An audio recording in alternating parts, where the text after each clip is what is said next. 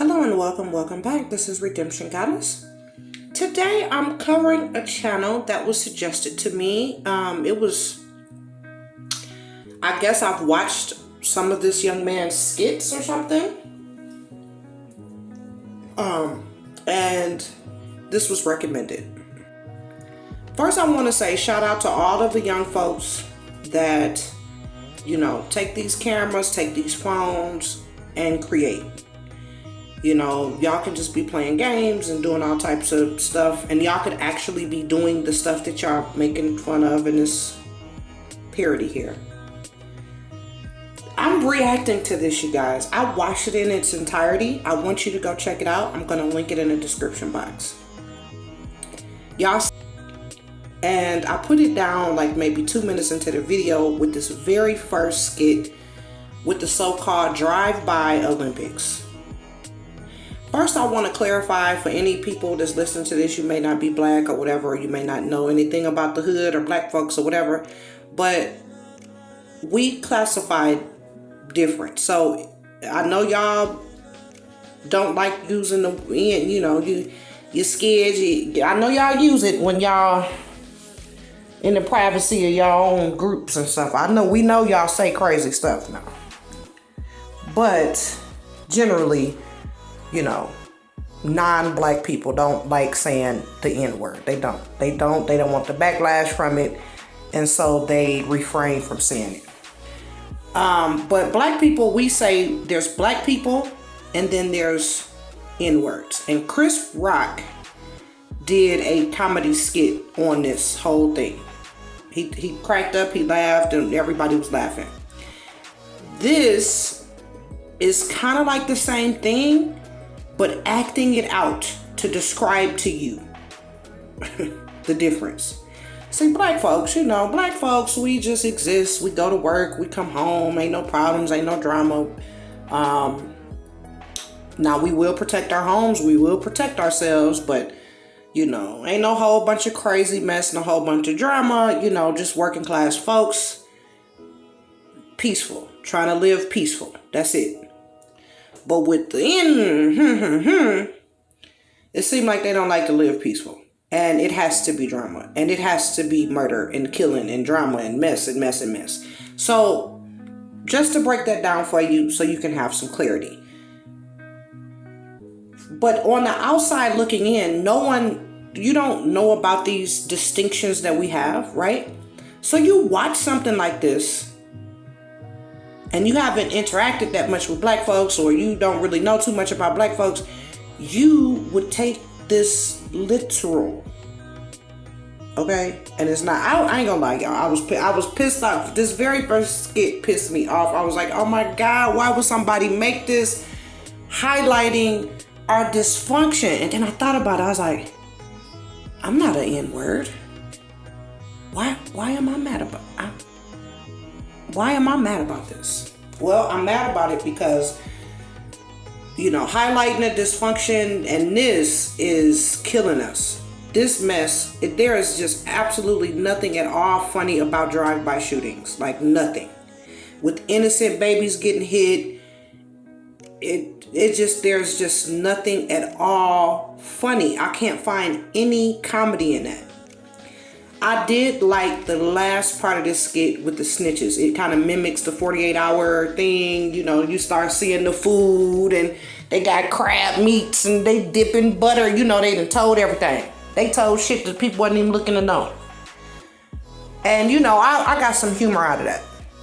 I did not get any humor out of the jumping Olympic, jumping people. Because I personally thought that they were going to be doing flips and jumping and seeing how high. I didn't know that they meant for real jumping people. But it is a true reality if you live in a hood that you may get jumped. That's why people form these cliques and gangs and things that they be in. Because they, more than anything for protection while they moving out and around on the street. Unfortunately, some are just really just trying to group up and make sure everybody is protected and cool. And some are really wreaking havoc and menacing their neighborhoods. Jumping and robbing people that live next door to them. And you'll have this child terrified to come outside and go to school and do what they have to do. And then you'll have a parent tell you how dysfunctional this shit is. You'll have a parent inside of the house telling them, you better go out there and face them all by yourself and just keep getting jumped, keep getting jumped. I mean, just you'll have, in some cases, you'll have an actual parent trying to push you out there to fight crazy ass people in your neighborhood. Now, mind you, you got to go to school. You got to walk by them. You got to go interact with them. You have to be around them. And you can't technically stay in the house all the time. And you have people in your own house calling you a punk. You a punk, you a punk, ah, ha, ha, ha, ha. Taunting you. So I don't know if I thought that shit was funny either. And no knock to these young people. This is just my reaction to their stuff. There's absolutely no knock to them and their creativity. And unfortunately, they're not lying. They didn't tell not one lie. They just made it funny. They not lying on nobody though. They didn't tell not one lie. Because all of this mess for real go on. I'll tell you about a little clique we formed.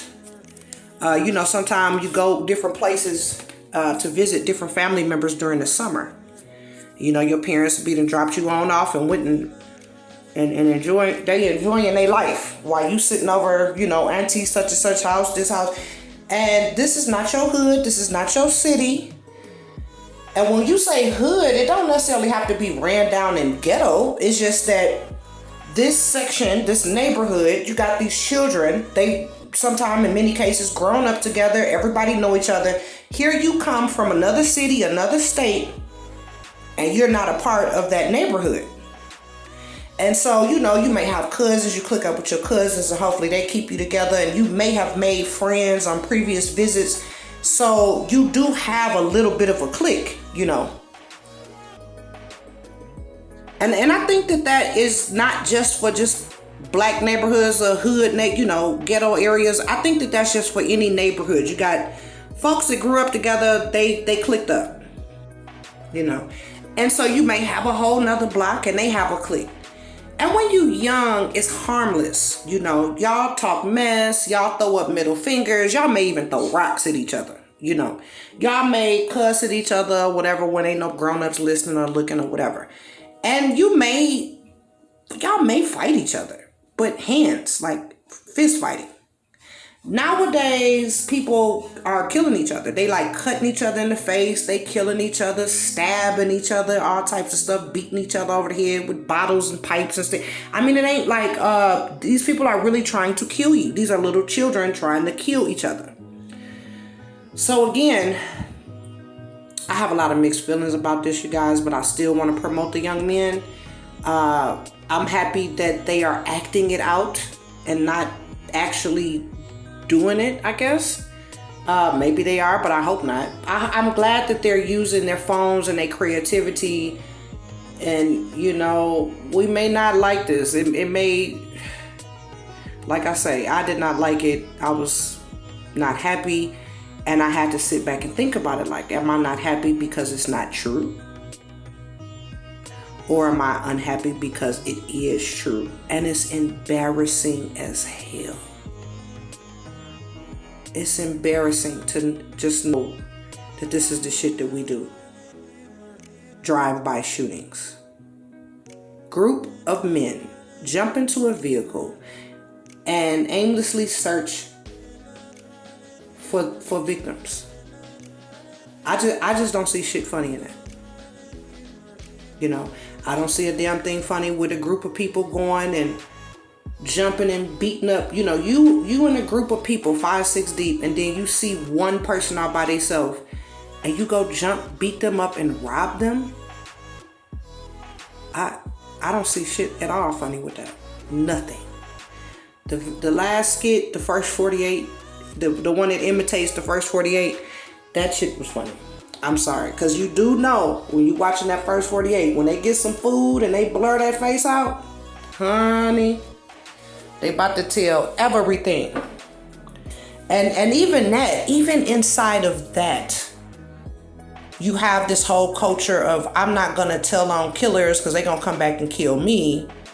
And then the police kind of help with this, because you have some dirty folks, dirty cops and stuff. They'll tell the other person who told on them so they can kill each other in jail. Yeah. Oh, that don't happen. That don't happen. You lying on the police. Shut up. You know I'm not. It happens. They'll tell the other one, the other gang folks, yeah, this one did this. They will let folks out that they know in different gangs. They'll let them out in the opposition's neighborhood so they can get killed. They do all types of crazy shit. So even within that skit, you sitting there like, this shit is true. And this is the reason why a lot of murderers and stuff is still walking our streets and walking and able to terrorize us, because they didn't terrorize everybody and scared shit out of them and won't nobody tell on them. And then you had this no snitch, but all along, these people didn't kill babies, they didn't kill kids, they didn't kill innocent women and people. I mean, and so in some cases, these guys' moms will hide, just all types of dysfunction. And I was like, wow, am I angry? Am I angry because this shit is not true? It's a lie. They lying on us. Is that why I'm mad? No, unfortunately. They ain't tell not one lie in this skit. And it's sad as hell. But I do want everybody on the outside looking in. There is a difference between hood chicks and hood guys and everyday working folks. You know. People get tired. They get tired sometimes of their own friends and family that are involved in this mess. And they cut them off. And you hear a lot of folks, oh, you moved out the hood and you think that you better. No, I know that I'm safer. How about that? Now I can still get killed by some crazy ass white dude in the grocery store. But overall, I know that I'm safer. I know that when my child is doing a TikTok dance in the middle of in the very bullet ain't gonna hit him and kill him. Okay? I do know that. So, how do I end this? Go check out the video. You can come back. You can comment in anything. Please don't tear these youngsters up, because it's not like they're actually doing the things that they did the skit on. They probably doing these skits, you know, to make sure that their family and that themselves can either get out the hood, stay out the hood, or whatever. You know, you may not like this skit at all, which I did not, but I'm not gonna bash these brothers and tear them down, and you know, I'm not gonna do all of that. I'm still gonna support them, stay subscribed. I didn't like the content, so I put thumbs down. If you want to tell me how you already saw it, tell me what you think in the comments. You know, what was your take on the Hood Olympics? Did you laugh? Was it funny? Was it just sad? Kind of like how I feel. And I do still want you to go check it out, because they have more skits and stuff on the channel. And as you can see, these are all young black men. I think they had like a Spanish guy in there and another guy, non-black guy in there. So group of guys got together, put this skit together. And yeah, you may not agree with it, but I would much rather them put this skit together, kind of clowning this whole situation, than to actually be on the streets doing this shit for real in real life. I'd rather them sit up and pretend.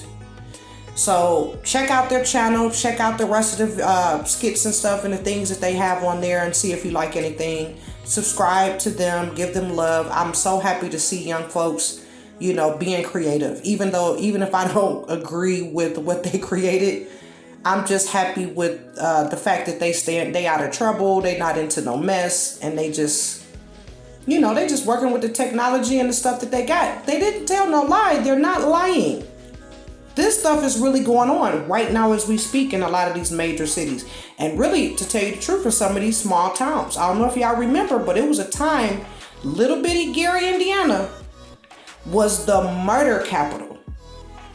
I almost got killed in Gary, Indiana myself.